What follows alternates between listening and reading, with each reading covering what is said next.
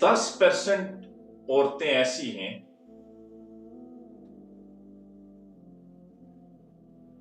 کہ اگر وہ چاہیں تو خاوند کو جھونپڑی سے اٹھا کے نا محلات میں بٹھا دیں۔ اللہ نے عورت میں یہ صلاحیت رکھی ہے کہ اگر وہ چاہے تو جھونپڑی سے محلات میں پہنچا دے، اگر وہ چاہے تو محلات سے جھونپڑی میں لا کے رکھ دے۔ اسلام نے عورت کا بڑا مقام اور بڑا مرتبہ رکھا۔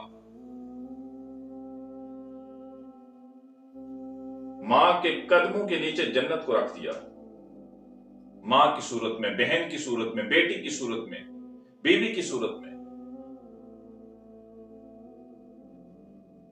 سارے انبیاء کو عورت کے بطن سے پیدا کیا، لیکن کسی عورت پہ اللہ نے کتاب نازل نہیں کی۔ اس کی وجہ یہ ہے کہ عورت جذبات میں بہہ جاتی ہے، جذباتی ہوتی ہے۔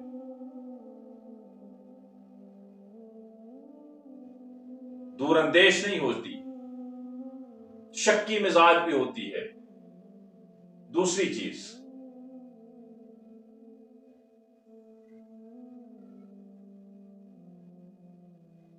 اور پھر نیگیٹو پہلو عورت میں زیادہ ہے۔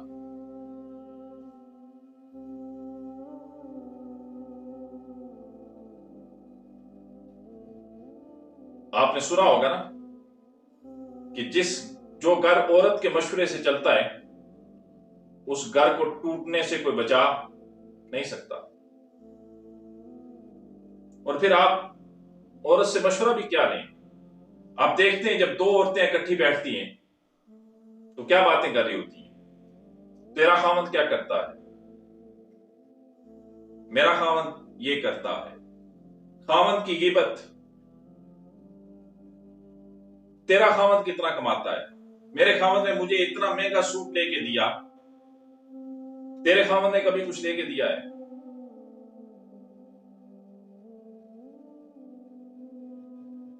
اور پھر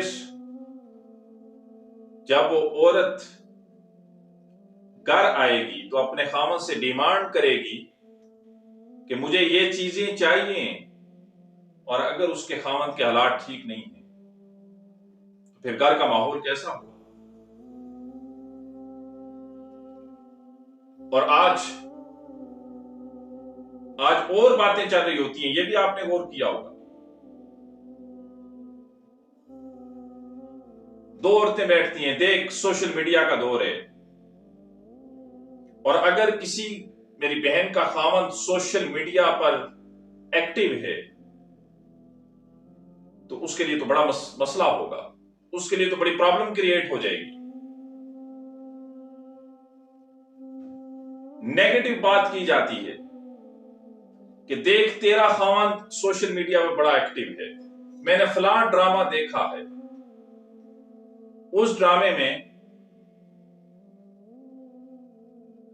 وہ جو لڑکا تھا اس نے شادی کی ہوئی تھی فلاں فلاں جو بھی، اب وہ سوشل میڈیا پہ آیا تو اس نے ایک اور لڑکی سے شادی کر لی، پہلی والی بیوی کو چھوڑ دیا۔ اب عورت یہ نہیں سوچتی کہ وہ تو ڈرامہ تھا، بلکہ اس کے دماغ میں شک بیٹھ جاتا ہے، ہاں کہیں میرا خاوند ایسا نہ ہو جائے۔ اور یاد رکھیے، شک جتنا بھی گہرا ریلیشن کیوں نہ ہو اس کے لیے کینچی کا کام کرتا ہے۔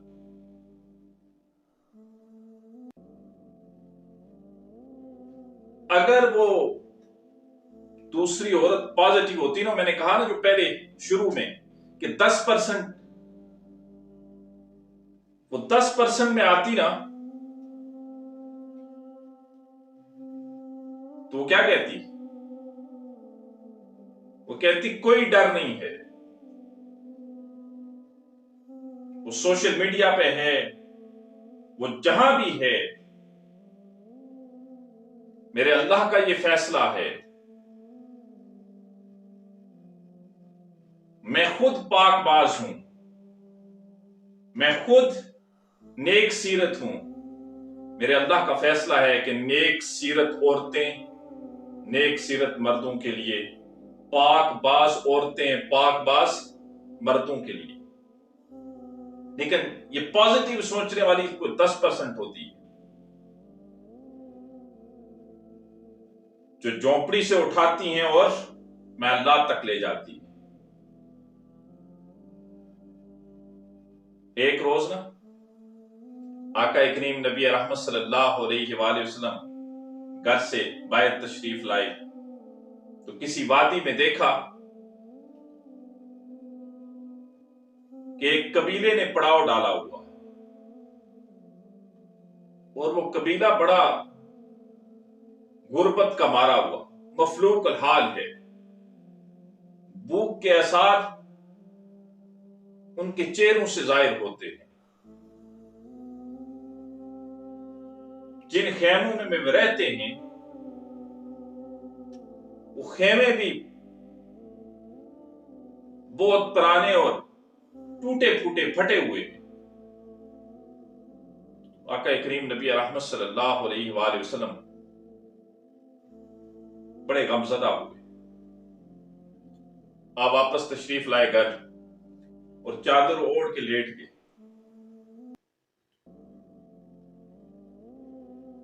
حضرت خدیجہ الکبریٰ رضی اللہ تعالی عنہا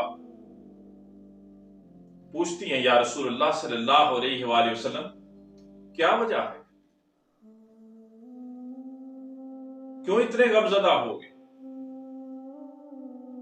تو آقا کریم نبی رحمت صلی اللہ علیہ وآلہ وسلم نے فرمایا کہ فلاں وادی میں، فلاں گھاٹی میں نے دیکھا ہے ایک قبیلہ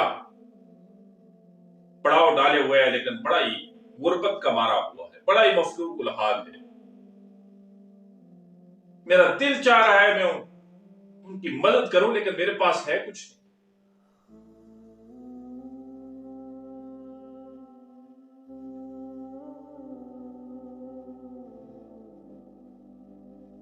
پیسہ تو سارا حضرت خدیجہ الکبریٰ رضی اللہ تعالی عنہا کا تھا نا، آپ تھی نا بہت بڑی تاجر،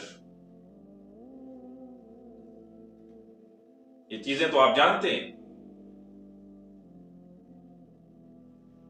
تو حضرت خدیجہ الکبریٰ رضی اللہ تعالی عنہا نے فرمایا کہ آپ جائیے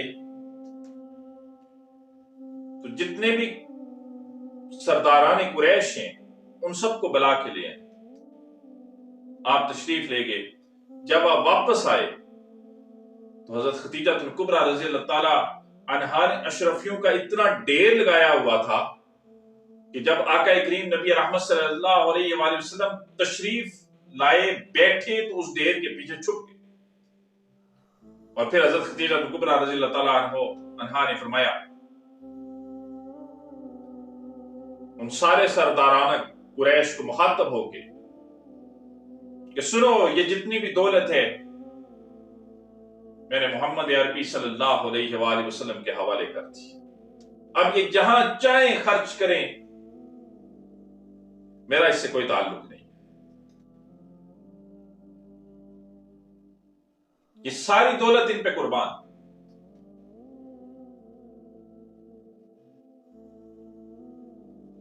میرے بھائی، اگر عورت گھر بنانا چاہے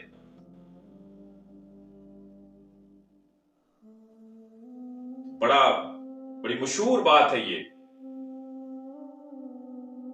کہ وہ چاہے تو سوئی کے ناکے سے اونٹ کو گزار سکتی ہے، وہ سڑک پہ بیٹھے ہوئے شخص کو محلات تک پہنچا سکتی ہے، اور اگر وہ بگاڑنے پہ آئے، خرچ کرنے پہ آئے تو محلات میں بیٹھے ہوئے شخص کو سڑک پہ لے کے آ سکتی ہے۔